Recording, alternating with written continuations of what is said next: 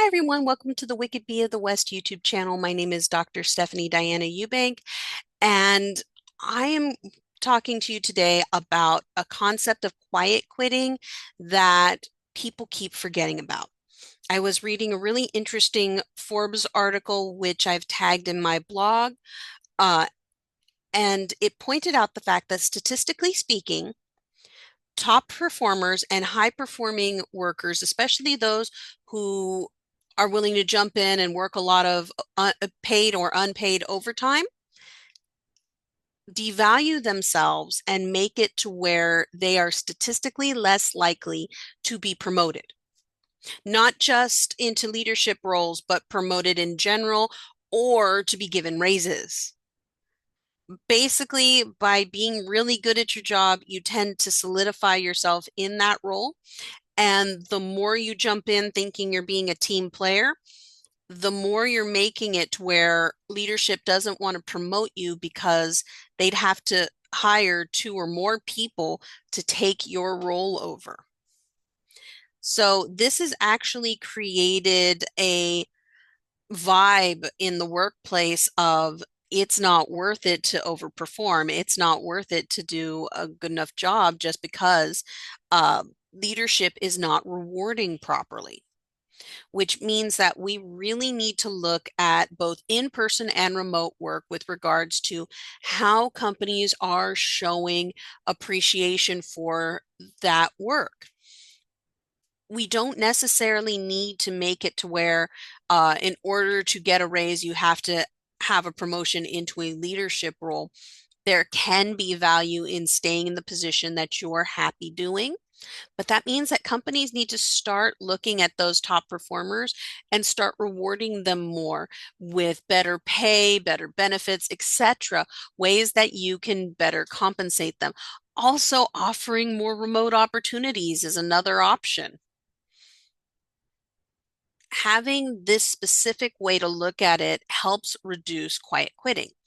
And what quiet quitting is basically where people are learning where their wage level for their company is, such as they're learning, hey, this is the job, this is the specific list of job duties, these are the specific things that are in my jurisdiction to handle from 9 to 5 or whatever my time limit is. Those are my duties. That's what I need to do. Don't do any more, don't do any less. Do exactly as done. And oftentimes we look at this as a negative thing when actually it's employees learning what the laws are to prevent and protect themselves from wage theft in the form of unpaid overtime that they're having to work, and making sure that they're setting healthy business boundaries to protect their mental health and prevent burnout. But this means that if we're seeing top performers, we need to make sure as leaders that we're compensating better, because otherwise, the part of quiet quitting that really hurts the overall company setting is the fact that in quiet quitting comes the applying for better opportunities. There's a concept called strategic job hopping. It is no longer logical or financially beneficial for an employee to stay at the same organization for a long time. We're used to our parents telling us, oh, I worked at this same company for 10, 20, 30 years and got my retirement party. That's no longer necessarily the best financial recourse. Most people are exhibiting where they're making sure to ask for the raises, and if told no, looking at better opportunities elsewhere, or not asking at all and just applying to the next level up elsewhere so that they're getting that higher promotion without having to fight as hard, and they're getting the higher pay again to not fight as hard.